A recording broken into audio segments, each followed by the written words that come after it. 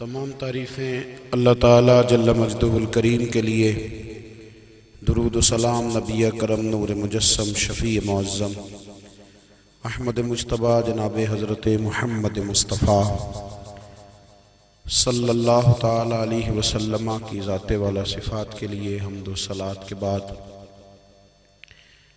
عزیز دوستو، بزرگوں اور بھائیوں، انسان کھائے پیے سوئے جاگے تو اس کے جسم کی ضروریات پوری ہوتی ہیں،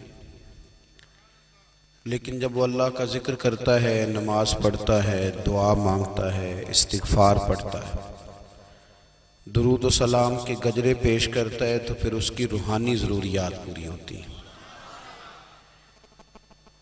آج جس زمانے میں ہم وقت گزار رہے ہیں، لوگوں کی جسمانی ضروریات پوری کرنے کے لیے، غذائی ضروریات پوری کرنے کے لیے بہت سارے بندوبست کیے جا رہے ہیں، لیکن جتنا لوگ اپنی ظاہری ضروریات میں خود کفیل ہوتے جا رہے ہیں، اتنا ہی زیادہ وہ روحانی طور پر کمزور ہوتے جا رہے ہیں۔ گھنٹوں بیٹھ کر گپ شپ کرنے والے لوگوں کے لیے تھوڑی دیر بھی ذکر الہی کرنا مشکل ہو جاتا ہے۔ لمبی چوڑی باتیں کرنے والے، لمبے چوڑے دلائل دینے والے لوگ اور سمجھدار لوگ اور سیانے لوگ عبادت کے معاملے میں سستی کرتے ہیں، عمل کے مسئلے میں کمزور ہو جاتے ہیں۔ تسبیحات کرنا، وظائف پڑھنا، درود و سلام پڑھنا، کم بولنا، سچی بات کرنا، صبر سے رہنا، شکر کو اپنانا، قناعت اختیار کرنا، حسد، بغض، عداوت سے بچنا، یہ لوگوں کے لیے مشکل ہو جاتا ہے۔ پھر اس کا نقصان یہ ہے کہ معاشرہ ایک عجیب سی بے سکونی اور بے قراری کا شکار ہے۔ جیب میں بہت زیادہ پیسے رکھنے والا، خوش شکل نظر آنے والا، پیٹ بھر کے روٹی کھانے والا شخص بھی ڈھونڈتا پھرتا ہے کہ آخر میں پریشان ہوں کیوں۔ آپ انسانیت کی تاریخ پڑھیں گے تو آپ کو معلوم ہوگا کہ انسان نے کبھی پتھر کی پوجا کی، کبھی معاذ اللہ چاند سورج کی، درختوں کی، بتوں کی پوجا کی۔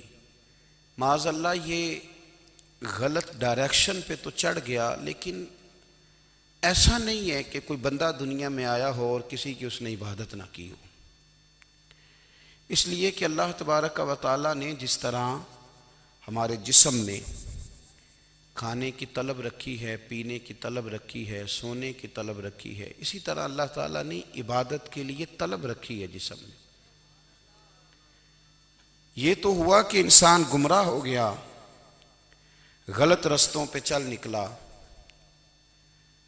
اس نے جھوٹے معبودوں کی طرف معاذ اللہ توجہ کر لی، لیکن وہ کسی نہ کسی کے سامنے جھکتا رہا، چونکہ اس کے وجود میں طلب تھی، شوق تھا اسے کہ وہ عبادت کرے۔ اللہ تبارک و تعالی جب مسلمان کو توفیق دے اور اللہ کی بارگاہ کی جانب وہ رجوع کرے، تو پھر اس کا رویہ یہ ہونا چاہیے کہ اس کی توجہ ہو اللہ کی جانب۔ ہمارے ہاں تسبیحات پڑھ لی جاتی ہیں اگر کبھی موقع ملے، لیکن وہ خاص انہماک، وہ خاص شوق، وہ خاص ذوق اللہ تبارک و تعالیٰ کی عبادت کا، ایک ہوتا ہے نماز پڑھنا، ایک ہوتا ہے اہتمام کے ساتھ نماز پڑھنا، یعنی ذرا وقت پہ اٹھنا، ذرا صحیح کر کے وضو کرنا، ذرا شوق سے مصلی بچھانا۔ ایک ہوتا ہے تسبیح پڑھ لینا، اور ایک ہوتا ہے ذرا تھوڑا سا نا شوق کے ساتھ اللہ کو یاد کرنا۔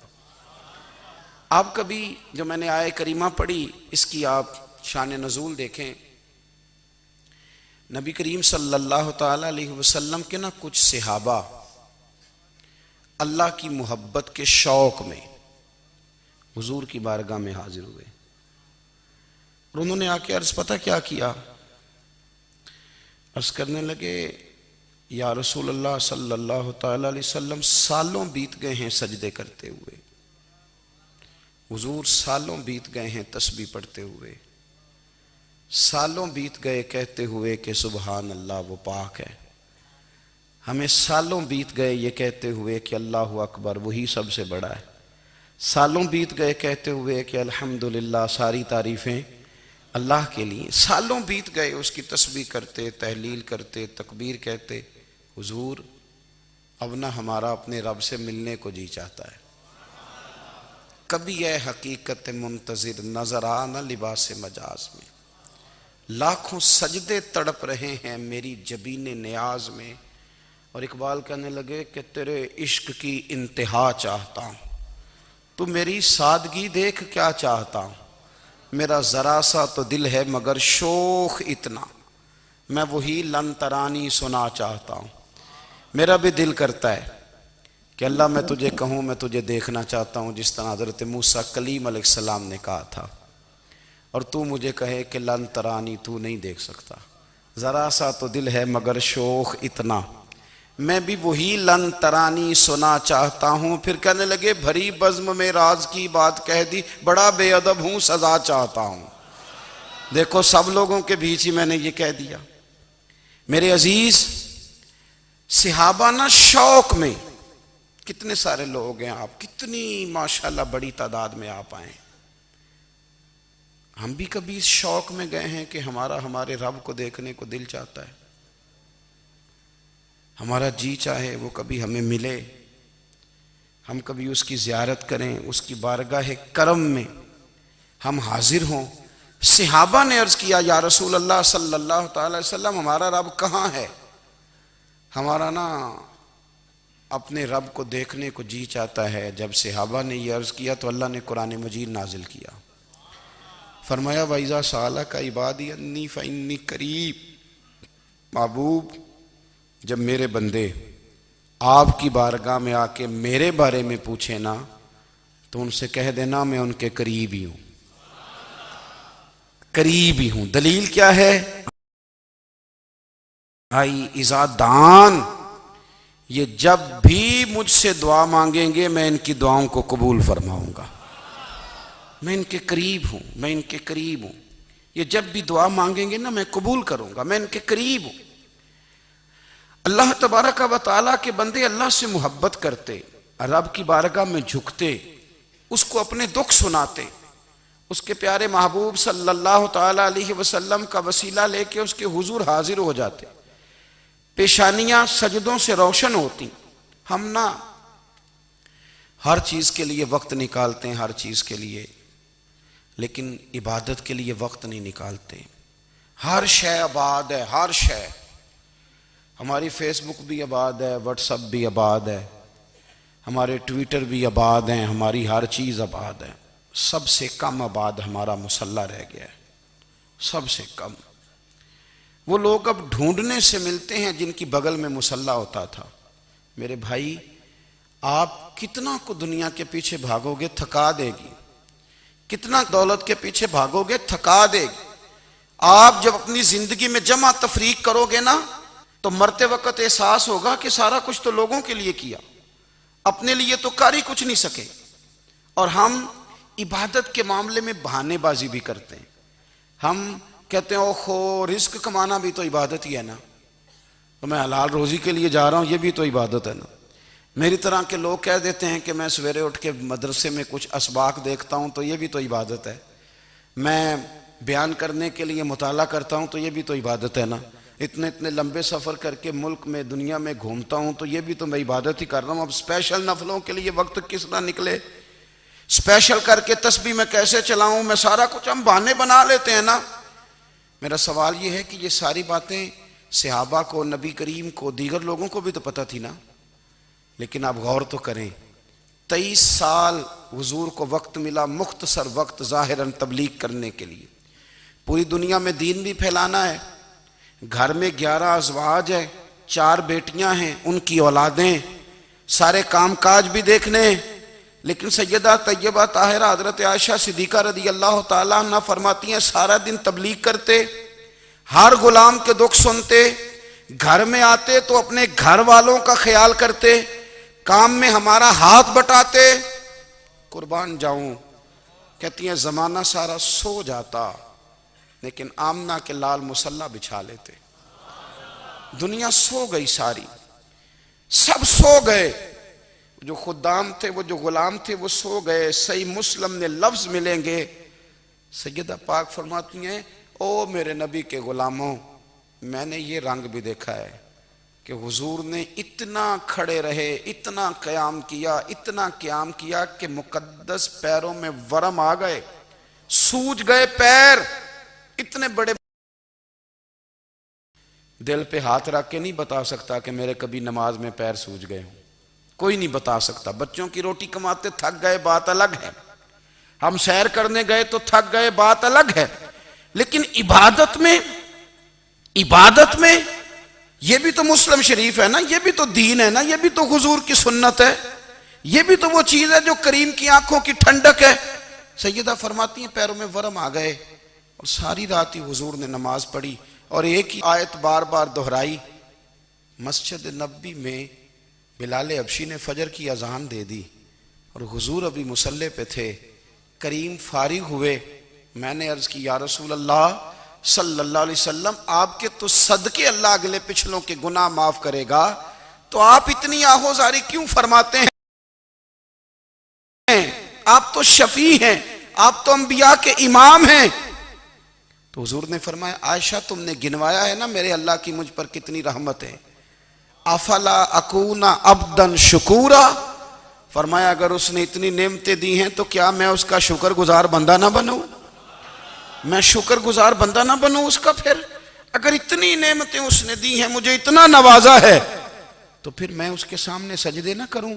او میرے بھائی، بڑے قابل فخر لوگ ہیں ہم کہ ہم نبی پاک کے غلام ہیں، ہم قابل فخر ہیں کہ نبی کریم کے غلام ہیں۔ کیا کبھی اس غلامی کے شکرانے میں بھی 2 نفل پڑھے کہ یا اللہ تیرا شکر ہے تو نے ہمیں حضور کا غلام بنایا ہے؟ یاد رکھیں کہ اپنی روحانی زندگی کو آباد کریں، استغفار پڑھیں، تسبیحات کریں۔ حضرت عبداللہ ابن عمر رضی اللہ تعالیٰ عنہ حضرت عمر کے صاحبزادے، مکہ مکرمہ میں ان کی قبر ہے۔ میں نے جب انہیں پڑھا تو مجھے ان سے بڑا پیار ہو گیا، لیکن آپ کو پتہ ہے وہاں جا کے کسی شخص کا مزار تلاش کرنا یا پوچھنا ایک مشکل کام ہوتا ہے۔ تو ایک دفعہ میں مکہ شریف میں حاضر تھا، تو ایک گاڑی والا ڈرائیور مجھے کہنے لگا کہ مولانا میں آپ کو جانتا ہوں، مجھے آپ سے محبت ہے، ایک بات بتاؤں آپ کو؟ میں نے کہا بتاؤ۔ کہنے لگے حضرت عبداللہ ابن عمر کی قبر دیکھنی ہے۔ میں نے کہا یہ تو نہیں کہہ رہا، یہ کسی نے بندوبست کرایا ہے، یہ اللہ نے تیرے دل میں بات ڈالی ہے، یہ ہو گیا تو لے چل مجھے۔ حضرت عبداللہ ابن عمر کو نبی پاک نے فرمایا تھا راجل صالح، یہ نیک بندہ ہے، یہ متقی آدمی۔ حضرت عبداللہ ابن عمر رضی اللہ تعالیٰ عنہ سیدنا فاروق اعظم رضی اللہ تعالیٰ عنہ کے صاحبزادے ہیں، اور ان کی ہمشیرہ سیدہ حفصہ رضی اللہ تعالیٰ عنہ حضور کی زوجہ محترمہ ہیں۔ ایک دن اپنی ہمشیرہ سے کہنے لگے کہ نبی کریم صلی اللہ تعالیٰ علیہ وسلم گھر میں آئے نا، اور اگر حضور غم امت میں پریشان نہ ہوں، طبیعت کو حشاش بشاش دیکھو، تو ذرا پوچھنا تو صحیح حضور کا میرے بارے میں کیا خیال ہے، پوچھنا تو صحیح کہ کریم کی بارگاہ میں میرا کیا مقام ہے، میرے بارے میں حضور کیا فرماتے ہیں۔ اب بہن کو کام بتائے اور بتائے بھی بھائی، اور پھر بہن وہ کام نہ کرے، یہ تاریخ میں ہوتا نہیں۔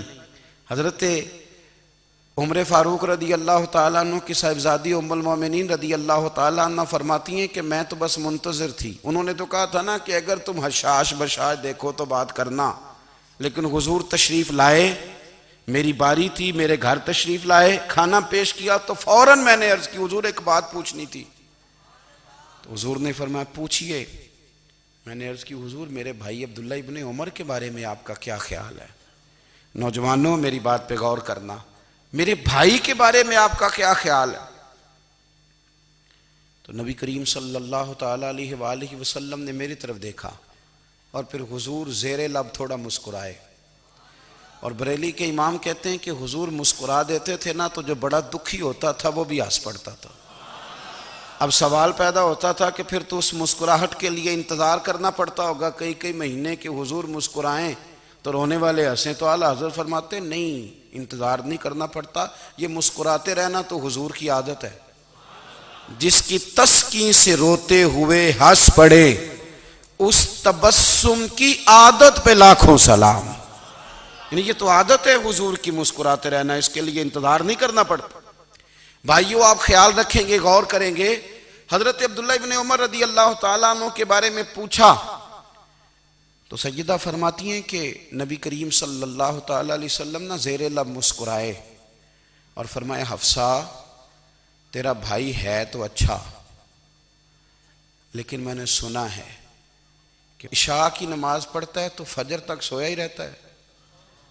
او نوجوانوں، 10 بجے تک سونے کی بات نہیں ہوئی، 9 بجے تک سونے کی بات نہیں ہوئی، 11 بجے اٹھنے کی بات نہیں۔ حضور فرمانے لگے میں نے سنا ہے کہ عشاء کی نماز پڑھ کے سو جاتا ہے اور فجر تک سویا ہی رہتا ہے، اسے چاہیے کہ تہجد کے وقت اٹھا کرے، اللہ کی بارگاہ میں حاضر ہوا کرے، آہوزاری کرے، سجدے کرے، عبادت کرے۔ اٹھتا ہے اور فجر میں جا کے اٹھتا ہے۔ حضرت جناب حفصہ رضی اللہ تعالیٰ عنہ کہتی ہے میں نے جناب عبداللہ ابن عمر کو پیغام دیا اور میں نے کہا میرے جوان بھائی سن، نبی پاک نے فرمایا ہے تو اچھا پر تہجد میں نہیں اٹھتا، نفل نہیں پڑھتا۔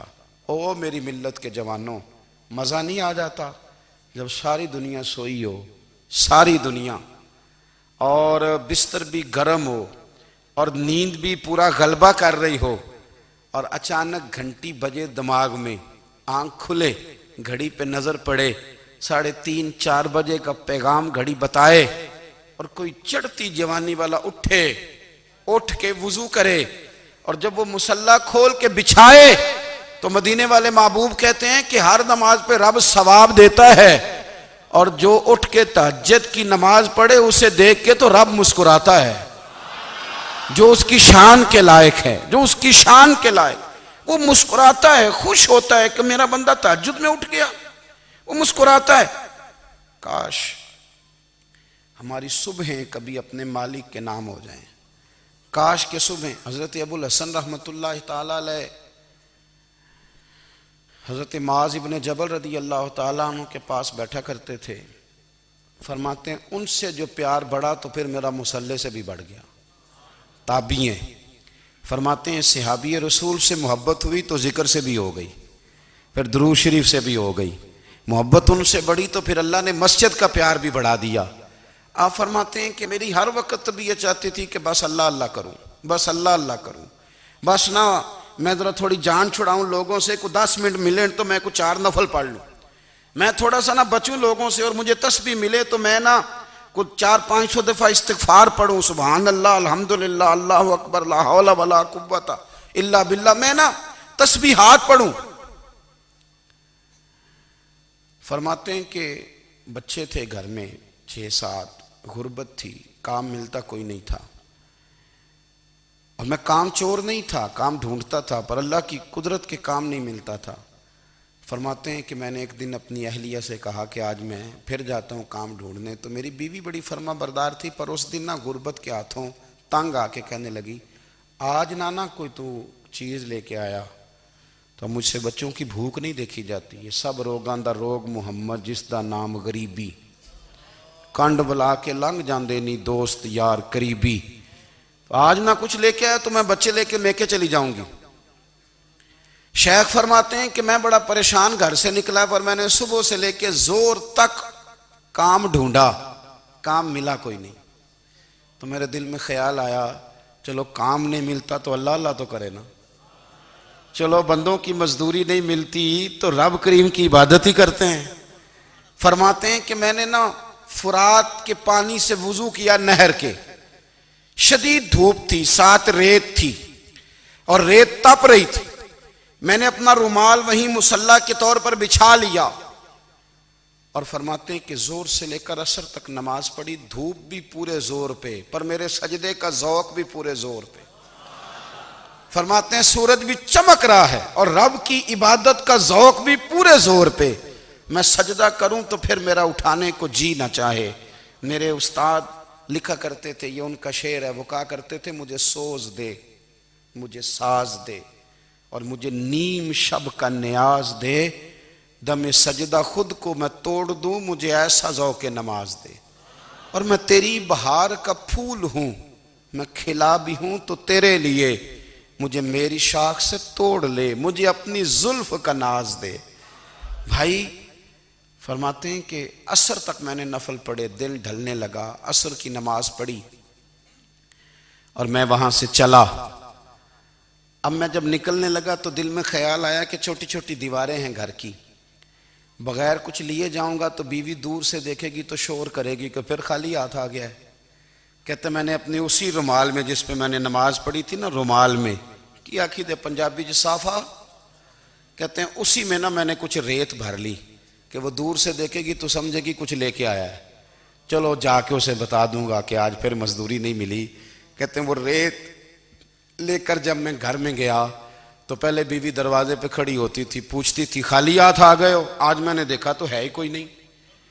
فرماتے ہیں میں اندر داخل ہوا، سلام لیے، کونے میں میں نے وہ رومال رکھ دیا اور میں نے آواز دی کہ بھلی مانس کہاں ہو؟ تو وہ کہنے لگی آپ منہ ہاتھ دھو لیں، میں روٹی لے کے آئی۔ میں نے کہا روٹی کہاں سے آ گئی؟ یہاں تو کئی دنوں کے فاقے، تو کئی دنوں کی غربت ہے، یہاں تو اس گھر میں تو فقیری ہے۔ فرماتے ہیں کہ وہ روٹی لے کے آئی اور اس وقت کی جو موجودہ نعمتیں تھیں، سمجھ لیں سلاد، اچار، ہر چیز ساتھ لائی۔ میں نے کہا کہ بچے کہاں گئے؟ کہنے لگی وہ کھانا کھا کے کھیلنے گئے، آپ کھانا کھا لیں آ جاتے۔ کھانا اس نے چن دیا۔ میں نے حیرت انگیز لہجے میں ساری نعمتیں اپنے دسترخوان پہ دیکھ کر کے بیوی سے پوچھا یہ کہاں سے آیا کھانا؟ بچوں کو تو نے کہاں سے کھانا کھلایا؟ یہ سارا کچھ کیسا ہے؟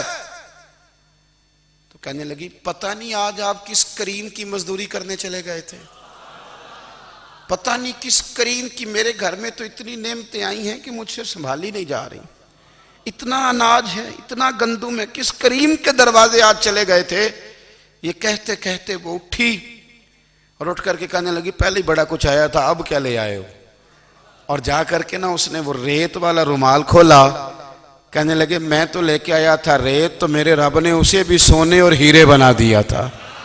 جب آپ کی توجہ اللہ کی جانب، میرے نبی پاک صلی اللہ تعالی علیہ وسلم نے فرمایا ہر چیز اپنے رب سے مانگ، ہر چیز مانگ، ہر چیز مانگ۔ یا رسول اللہ کیا کچھ؟ میرے محبوب نے فرمایا تیرے گھر میں نمک بھی ختم ہو جائے تو وہ بھی اپنے رب سے مانگا کر، تو مانگنا وہ تجھے دے گا، تو اس کی بارگاہ میں کشکول طلب دراز تو کرنا۔ اور ترمذی شریف میں عجیب لفظ ہیں، رسول کائنات نے فرمایا، رب کریم فرماتا ہے جب میرا بندہ ہاتھ اٹھاتا ہے نا تو مجھے حیا آتی ہے کہ میں خالی کیسے لوٹا دوں اس کے، اتنے بڑے بادشاہ کی بارگاہ میں۔ او بھائی لوگوں سے عزتیں تلاش کرتے ہو تو وہ کیا تمہیں عزت دیں گے؟ وہ تو کل اچھا کہتے ہیں پرسوں برا کہنے لگ جاتے ہیں۔ لوگوں کے سامنے گڈ بک میں آنا چاہو گے تو وہ تو سویرے تمہارے بارے میں کچھ کہیں گے، شام کچھ اور کہیں گے۔ اپنی روحانی زندگی آباد کریں، اپنے مصلے کو وقت دیں، اور دنیا سے چھپ کر اس موبائل کو بند کر کے اور اپنے آپ سے بھی چھپ کے اور تنہا ہو کے چھپا کے سارا کچھ اپنے آنسو اپنے رب کی بارگاہ میں پیش کریں، اس کے حضور حاضری دیں۔ سنو نا ترمذی کی حدیث، اور اسے یاد رکھنا، نبی پاک علیہ السلام نے فرمایا اپنے دکھ لوگوں کے سامنے نہ بیان کرنا، سیٹھوں نوابوں کو نہ بتاتے پھرنا، دنیا داروں کے سامنے جا کے نہ رونا کہ میں تکلیف میں ہوں۔ فرمایا اگر دنیا داروں کو دکھ بتاؤ گے رب تمہیں کبھی غنی نہیں کرے گا، اور لوگ ہیں کہ الٹا مذاق اڑائیں گے۔ آپ کی جس سے بڑی پکی یاری ہے نا، پکی، وہ تب تک پکی ہے جب تک آپ نے 50,000 مانگا نہیں، اور جس وقت آپ نے کہہ دیا کہ میں مجبور ہوں میری مدد کر تو پھر ختم ہو گئی دوستی۔ لوگوں کی تعلقات آپ کے ساتھ تب تک ہیں جب تک آپ ان سے کوئی ضرورت وابستہ نہیں کرتے۔ کریم محبوب فرمانے لگے بندوں کے سامنے دکھ نہ بیان کرنا، اللہ تجھے کبھی غنی نہیں کرے گا۔ تو اپنے دکھ اپنے رب کو بتا، تو دعائیں مانگ، تو اس کی بارگاہ میں حاضر ہو، تو اس کے حضور عرض کر۔ فرمایا اپنے دکھ اپنے رب کو بتا، وہ جلدی کرے یا دیر سے کرے تجھے ساری دنیا سے بے نیاز کر دے گا، تجھے کسی کا محتاج نہیں رہنے دے گا۔ اپنے مسلح کو، اپنی دعاؤں کو. ایک بزرگ فرماتے ہیں میں نے دعا مانگنے کا طریقہ اپنی بیوی سے سیکھا. دعا مانگنے کا طریقہ اپنی، سیکھنے والے تو اپنے بچوں سے بھی سیکھ لیتے ہیں، سیکھنے والے تو ہر ایک سے سیکھتے ہیں. وہ کہتے ہیں میں نے دعا مانگنے کا سلیقہ اپنی بیوی سے سیکھا ہے. حضرت وہ کس طرح؟ فرمانے لگے میری بیوی نے نا مجھے کوئی کام بتایا، کچھ پیسوں کی ضرورت کے لیے کہا، تو میں نے اسے کہا کہ بھئی ابھی میرے پاس نہیں ہے، کچھ دنوں میں آتے ہیں تو میں دے دوں گا. عورتوں کی عادت ہوتی ہے وہ بار بار یاد کراتی ہیں. 2-4 دنوں کے بعد پھر اس نے کہا حضرت وہ میں نے کہا تھا کچھ پیسے، میں نے اسے کہا کہ ابھی میرے پاس نہیں ہے، کچھ دنوں میں ملتے ہیں تو میں تمہیں دے دوں گا. اس نے کچھ دنوں کے بعد پھر کہا حضور وہ میں نے کچھ پیسے کہے تھے. فرماتے میں نے ڈانٹ دیا، میں نے کہا کہ کیا تو روز مجھے شرمندہ کرتی ہے، کہا نا میرے پاس نہیں ہے، ہوں گے تو دے دوں گا، تو روز یاد کراتی ہے. فرماتے ہیں اس نے پہلے تو میری ڈانٹ کو سہا، پھر میرے سخت جملوں نے اس کی آنکھوں میں آنسو پیدا کر دیے، پھر اس نے اپنے آنچل میں اپنے اس دکھ کو سمیٹا، اور پھر اس نے ایک جملہ کہا تو میں رو پڑا، اور مجھے اپنے رب سے مانگنے کا طریقہ آ گیا. مجھے کہنے لگی حضرت جی آپ نے ڈانٹ دیا میں نے سہ لیا، پر آپ ہی میرے شوہر ہیں، بتائیں نا آپ سے نہ کہوں تو میں کس سے جا کے کہوں. فرماتے ہیں میں رو پڑا، اور میں کھل کے رویا، اور میں تڑپ کے رویا، اور پھر میری سسکیاں بند گئیں. تو مجھے کہنے لگی آپ کو کیا ہوا؟ میں نے کہا مجھے بھی دعا مانگنی آ گئی ہے. جب میں اسے کہوں گا نا اللہ تو ہی میرا رب ہے، میں تجھ سے نہ کہوں تو میں کس سے جا کے کہوں؟ میں کیوں کسی بندے سے سوال کروں؟ میں کیوں کسی دنیا دار سے کہوں؟ میں تیرے بندوں کا، نیک بندوں کا وسیلہ لے کے، تیرے محبوب کی غلامی لے کے تیری بارگاہ میں آیا، تجھ سے نہ مانگوں تو کس سے مانگوں؟ سمجھ آ گئی ہے. جب میں اس رنگ میں مانگوں گا تو پھر رب میرے اوپر بڑا ہی فضل فرمائے گا، وہ میرے اوپر بڑی رحمت کرے گا، وہ میرے لیے آسانیاں کرے. عزیز دوستو ہم اس طرح کرنے لگ گئے ہیں کہ ہم نے نا اپنے تعلقات پر اعتماد کرنا شروع کر دیا ہے. میرے تعلقات بہت ہیں. ہم نے اپنی دولت پر اعتماد کرنا شروع کر دیا ہے، میرے پاس دولت بہت ہے. ہم نے اپنے علم پر، اپنی شہرت پر اعتماد کرنا شروع کر دیا ہے کہ میرے پاس فلاں چیز بہت ہے. یاد رکھنا جب بے نیاز اپنی صفت بے نیازی دکھاتا ہے تو بڑی بڑی دولتوں والے مجبور نظر آتے ہیں. بھائیو جب انسان کا رشتہ اپنے مالک کے ساتھ ہوتا ہے پھر تو غم بھی کچھ نہیں کہتے، پریشانیاں بھی کچھ نہیں کہتی، پھر تو زندگی صبر والی، پھر تو زندگی توکل والی، پھر تو زندگی بھروسے والی. پھر انسان اپنے آپ کو رسوا نہیں کرتا، دنیا داروں سے امیدیں اس کی ختم ہو جاتی، امیدیں اللہ رسول سے لگا لیتا ہے، مضبوط ہو جاتا ہے، مضبوط، طاقتور ہو جاتا ہے، خوددار ہو جاتا ہے، باوقار باعزت ہو جاتا ہے. حضرت بہلول دانا رحمت اللہ علیہ بیٹھے تھے تو ہارون رشید حج کر کے آ رہا تھا، تو رستے میں حضرت شیخ سے ملاقات ہو گئی تو السلام علیکم کے بعد کہنے لگا حضور کوئی حکم ہو تو بتائیے گا. تو حضرت بہلول دانا فرمانے لگے تیرا رب کون ہے؟ اس نے کہا اللہ. تو فرمایا میرا کون ہے؟ کہا اللہ. فرمانے لگے تو بڑا ہی بیوقوف ہے، کیا تو یہ سمجھتا ہے کہ رب ہارون رشید کو تو دے گا اور بہلول دانا کو بھول جائے گا؟ تیرا بھی وہی رب ہے، میرا بھی وہی رب ہے. اس نے اگر تجھے دے کے آزمایا ہے تو ہو سکتا ہے مجھے نہ دے کے آزما رہا ہو. جب اس کی حکمت کے تقاضے ہوں گے تو عطا کرے گا اور دے گا. تو جا اپنا کام کر. بھائی اپنی روحانی زندگی، اپنی عبادات، اپنے وظائف، اپنے روزمرہ کے معاملات، اپنی دعائیں، اپنا استغفار. دیکھو کوئی مشکل کام تو نہیں، 2 رکوع ہیں سورہ واقعہ کہ اگر رات کو پڑھ لی جائے تو.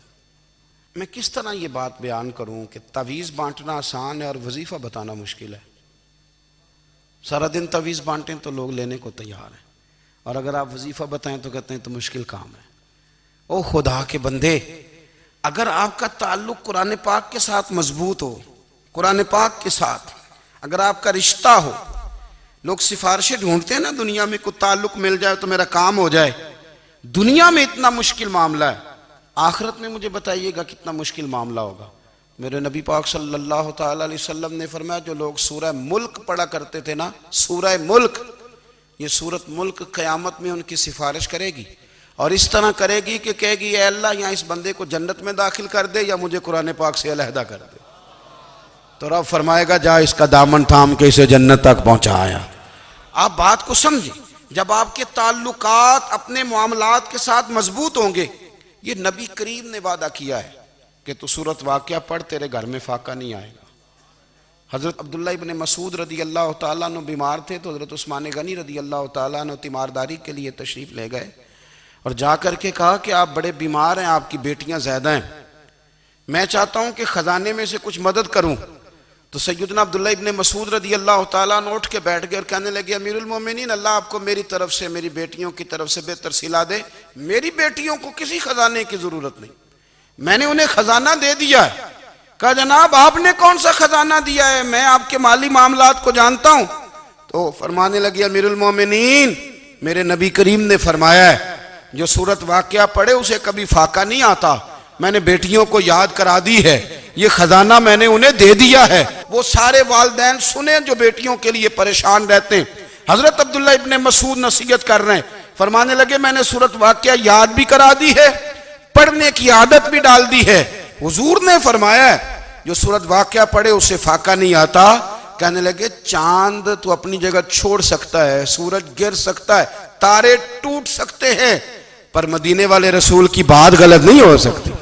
حضور نے فرمایا فاقہ نہیں آئے گا تو انشاءاللہ کبھی بھی نہیں آئے گا۔ کرنے کا کام یہ ہے کہ ہم اپنے معاملات، اپنی عبادات، اپنی دعائیں کبھی 10 منٹ عادت ہو جائے نا دعا مانگنے کی علیحدہ سے رات کو۔ حضور نے فرمایا جو فرض نماز کے بعد دعا مانگے اللہ اس کی قبول کر لیتا ہے۔ نبی پاک صلی اللہ تعالیٰ علیہ وسلم نے فرمایا اللہ مسافر کی دعا قبول فرماتا ہے۔ حضور نے فرمایا اللہ مظلوم کی دعا قبول فرماتا ہے۔ حضور نے فرمایا بیمار سے دعا کراؤ اللہ اس کی دعا قبول فرماتا ہے۔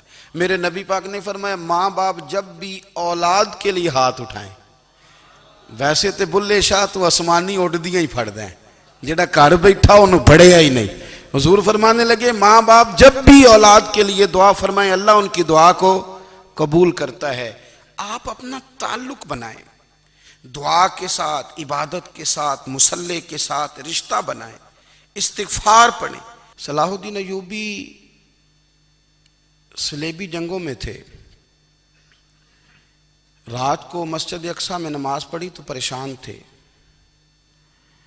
ایک بزرگ سے ملاقات ہوئی تو وہ کہنے لگے کہ آپ بڑے پریشان ہیں۔ کہنے لگے حضور پریشان اس لیے ہوں کہ پہلے ہی مسلمان کمزور ہے، اب میں نے سنا ہے دشمن کا ایک بحری بیڑا وہ جنگی سامان سے بھرا ہوا آ رہا ہے، تو اب ان کے پاس اور تلواریں اور نیزے آ جائیں گے، مسلمانوں کے پاس پہلے ہی وسائل کی کمی ہے، پریشان ہوں کس طرح کر کے مقابلہ کریں گے۔